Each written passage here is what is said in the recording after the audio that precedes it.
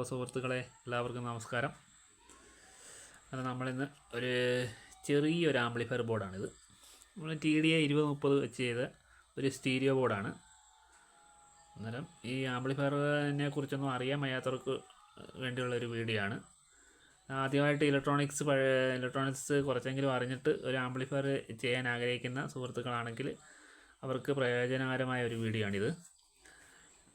TDA 2030 വരുന്ന രണ്ട് I C വെച്ച് ചെയ്ത് വരുന്ന സ്റ്റീരിയോ ബോർഡാണിത്. ഇത് സിംഗിൾ സപ്ലൈയിലാണ് വർക്ക് ചെയ്യുന്നത്. 12 വോൾട്ട് തൊട്ട് 24 വോൾട്ട് വരെ കൊടുക്കാം. അതായത് മെൻഷൻ ചെയ്തിരിക്കുന്നത് 12 വോൾട്ട് ആയിരിക്കും അഭികാമ്യം. 2 ഇൻപുട്ടുണ്ട്, 2 ഔട്ട്, സ്പീക്കർ ഔട്ട്.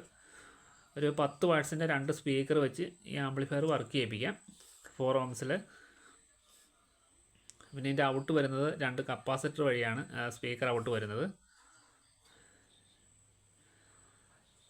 അന്നേരം അറിയാൻ വയ്യാത്ത സുഹൃത്തുക്കൾക്ക് വേണ്ടിയാണ് ഈ വീഡിയോ.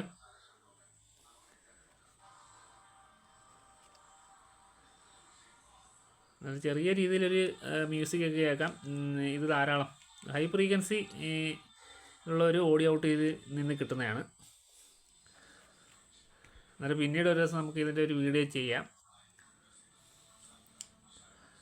ഓക്കെ ഫ്രണ്ട്സ്, അന്നേരം ഇന്നത്തെ വീഡിയോ ഇത്രയേ ഉള്ളൂ. വീഡിയോ ഇഷ്ടപ്പെട്ടെങ്കിൽ ലൈക്ക്, കമൻറ്റ്, ഷെയർ ചെയ്യുക. Okay, by.